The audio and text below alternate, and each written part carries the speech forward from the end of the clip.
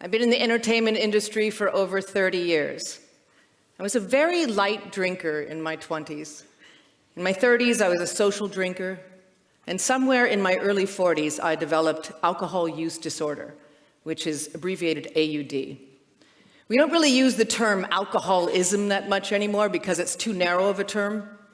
AUD covers everything from the occasional binge drinker to the chronic daily drinker. I started to realize that something was very wrong with me when I was always the last person standing at the bar, or at dinner parties when everybody else had switched to coffee, I was still quaffing wine. Yeah. I realized then that I definitely had a problem, so I decided that I would just go cold turkey, sober, and I did. But what I didn't realize is that could cause what's called the alcohol deprivation effect, where once the honeymoon period of sobriety wears off, you're left with constant physical cravings for alcohol. So think about it. You drive by a liquor store and you're triggered. You want a drink. You walk by a pub and you get angry because you can't go in there and have just one drink. You start isolating from your friends and families because they drink. Developing AUD was an incredibly confusing thing for somebody who admittedly likes to be in control. I was definitely not in control of this at all. In fact, I was swept up in a nearly decade-long battle with something I refer to as the monster. Addiction is a monster, and it affects every ethnicity, social class, race, sex, age. It doesn't matter. You can be the most disciplined person in the world. When it gets you, it has you. It is in control. When I finally realized that I was not in the driver's seat, that the monster was, I sought out every single treatment I could possibly find or afford. I went to rehab for $30,000 to basically drink wheatgrass and do Tai Chi. I went to talk therapy for over 2.5 years for $200 a session. I actually sought out a hypnotherapist who claimed that he had cured a member of the Grateful Dead. That was $400 an hour. I went to 12 different meetings of AA in 2 different countries. I went macrobiotic. I got my chakras realigned. I tried veganism. You name it, I tried it. And I prayed. Okay, I prayed until my knees were black and blue. And I still kept relapsing. Time and time again. I mean, I think that in the years that I was suffering from AUD and really battling it, I probably relapsed close to 20 times. And each relapse became more difficult to recover from. They got worse and worse and worse. And here's the thing. I wasn't drinking because I had a crummy childhood or because I was suffering from any personal trauma. I mean, if you look at it from the outside, I had a great life. I was in my chosen career. I had a beautiful home. I had friends and family who loved me and supported me. I was drinking because I was physically addicted to alcohol. That's it. Once I started, I could not stop drinking.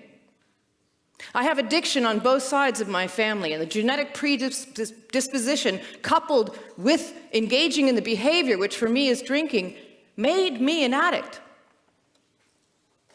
I knew one thing for sure after trying all of these treatments, and this became very clear. Doing equine therapy, or Tai Chi in some swanky beachfront expensive rehabilitation facility, was not going to fix my biological addiction.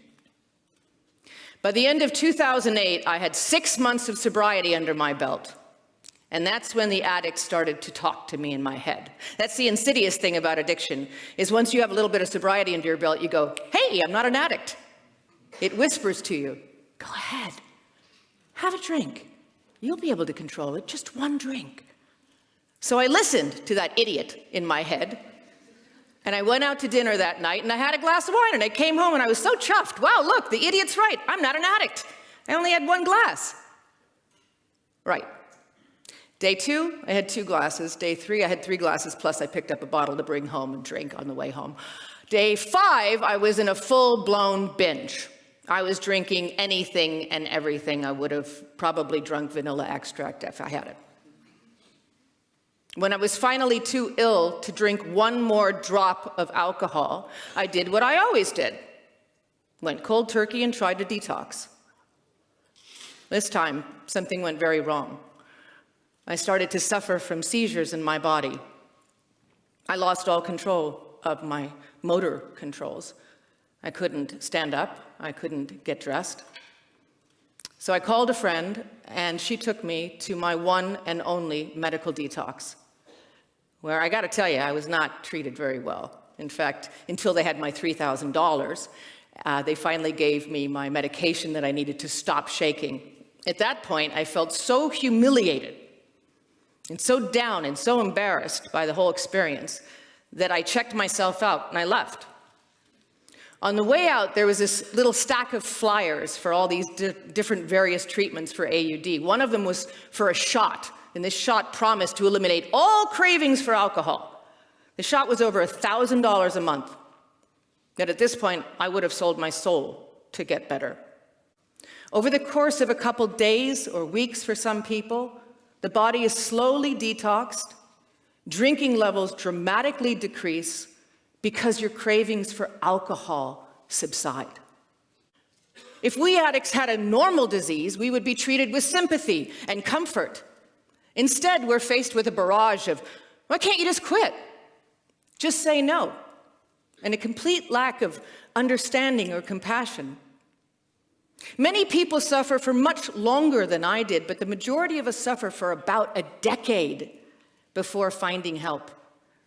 So why do so many people believe that a long-term battle with alcohol addiction can be simply stopped in 30 days or less with nothing but talk therapy and willpower?